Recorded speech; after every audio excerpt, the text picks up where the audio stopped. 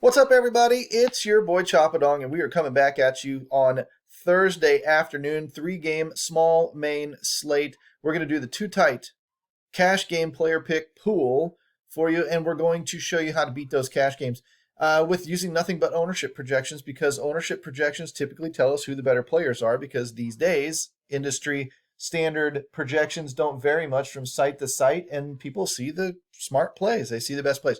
And that's where we want to be focused in cash games. You might get different here or there. Generally speaking, you're going to hide within the herd, run with who they run with, and let everybody else make mistakes around you when it comes to a cash game, because we're not rewarded for taking on risk. That's for tournaments. And so we'll play that accordingly. We'll play that way accordingly in tournament, make a few pivots, whatever, maybe go Oppo Taco with a weird stack against an ace, something like that in those tournaments. But we don't need to make those goofy decisions when it comes to cash games. So we use the Domination Station Optimizer to do just that. And when it has its ownership projections loaded into it, it makes life really, really easy for us. We go into the main slate. We look at 5 lineups, 2 uniques in optimal mode, no randomness, no nothing. And we just take those projected ownerships, click that column, and sort them from top to bottom. From there, uncheck everybody and just go position by position, looking at who makes the most sense. Are we really looking at Valdez as the chalk pitcher? It looks like we are. Zach Gallen is okay, but you might want to just run with the ownership here. When somebody is 50-something% owned, if he has a great night, it's going to be very hard to get into the top 50 of a 100-man cash game when 56 players already have this guy.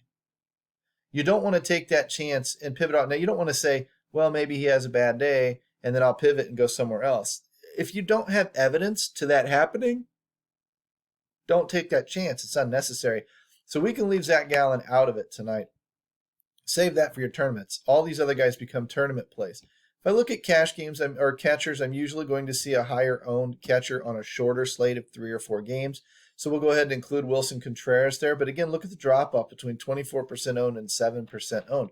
We just don't need to take that level of risk with a Torrens at catcher. I come down here, Ty France, Christian Walker, maybe a Pavin Smith. These other guys, not so much. Yuri Gurriel, that's interesting that he's lower on the ownership totem pole. If his cash game or if his game logs are consistently producing 3 and 4x value right now, you might consider him. You might look at who that Texas pitcher is. And is it anybody good? Glenn Otto? I don't think so. So you might include a Yuli Gurriel in that cash game play and see if the optimizer likes him. The optimizer's probably going to like Pavin Smith for the price, for the cost, a little bit more than Yuli Gurriel, but he's not a bad option most of the time. That's one area where we might look at something going under the radar and include it, because it just makes sense for those cash games, because we're looking at a guy who's a consistent performer. Jose Altuve, definitely chalk. I wonder why Gurriel is not.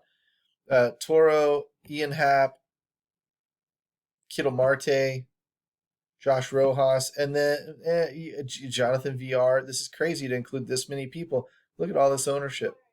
All the way down here, Trevor Story, Kiki Hernandez. I'm going to eliminate that player pool. I'm going to probably cut it off here at Happ.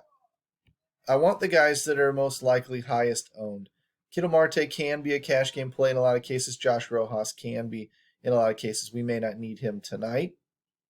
Devers at 32% owned. Bregman at 26% owned, 25, and then a drop off to Suarez, who hasn't been great in Seattle most of the year anyway. Bogarts, Suarez, gosh, we have to take Suarez and Rojas and include them in that player pool. I don't see anyone else here I really need to dive after. But you can't argue that Suarez and Rojas are that much higher owned than a Trevor Story. So if you see some compelling reason, I guess you can just take the shot on him.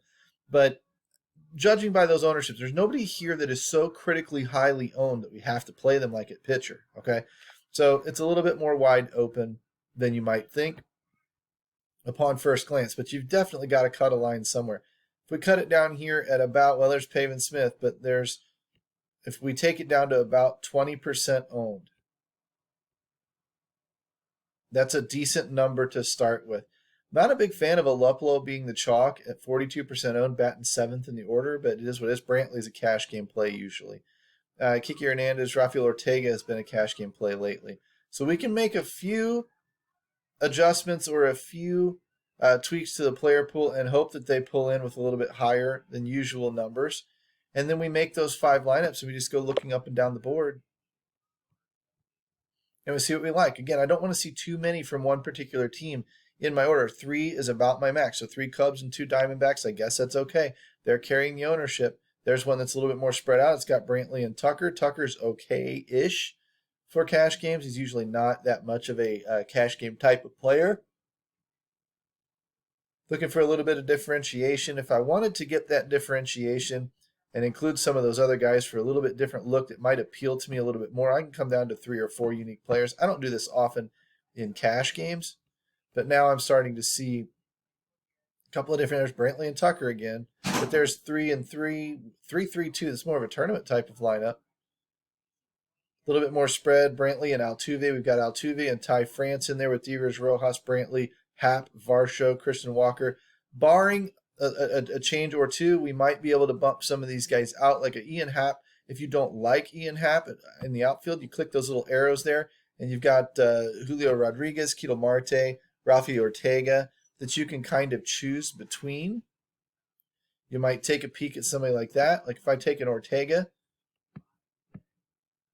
now I'm looking at what, 1 Cub, 2, 3 Diamondbacks. If I want, those Diamondbacks are pretty cheap. If I wanted to get rid of a Christian Walker, I could take anybody under that price. There's another Cub in Happ. There's Rodriguez. There's Suzuki. There's Yuli Gurriel if you want to play the hot hand. You can run him in there. Now we've got 3 Astros, which isn't too terrible, but it may not be ideal. These are just little ways that you can kind of dink and dunk with the slate and kind of get these cash game lineups the way you want. As long as you don't leave that too tight player pool that we've just shown, you're pretty good to go. So we used 18 players out of 24 players. 20 to 25 is usually where we land. If I switch over to DraftKings, and let's knock that one out real quick. 3-game lineups are interesting because on DraftKings, you might actually, all 4 slates on the main, or 4 games on the main slate, you still might actually allow somebody against your pitcher just to see if it gives you lineups. You don't need it, and we'll double check and make sure that it is or is not using it. I know that it's taboo, but it isn't the worst thing when you can't make lineups anyway. There's sometimes you'll have a great pitcher. Somebody, well, this is going to be wrong because Bassett already played. This is the main slate. We need the night slate. My bad. There's your 3 games. Let's do that one again. Let's go 5 lineups here. 2 uniques, no randomness, no stacking, no nothing. If we see who the chalk pitchers are going to be, once again, we sort by projected ownership. We don't have any. That makes it fun. You might have to use a backup plan. But if we see that somebody like a Valdez is the chalk, and we see that somebody like Adolis Garcia is running just hotter than hell, you don't need to take a suboptimal line, a suboptimal pivot play just to avoid going against your pitcher. If Adolis Garcia has a big game, then you can still cash with him going against your pitcher. You don't want to stack against your pitcher. It cannibalizes points, but you can certainly go ahead and take a hitter or sometimes 2 on like a 2-game slate and make that lineup fit and still include the best, most consistent players because that's what's going to win you your cash games. Anyway, sorry we don't have the ownership to do the DraftKings stuff for you today. We'll have to come back and do that on a little bit bigger slate. But you've got the FanDuel stuff rocking and rolling, and I expect to see some winners up there tonight. So you guys have yourselves a good Thursday night. Short slate, very volatile. Decrease your expectations, but understand that by hiding within the herd, you're giving yourself the best fighting chances possible. Anybody who goes outside that and takes 3 and 4% owned players or stacks in cash games or whatever is typically doing it wrong, and you're going to come out ahead in the long run. Now, it's a long season, but you're going to come out ahead in the long run. Peace out, homies. We'll talk to you tomorrow.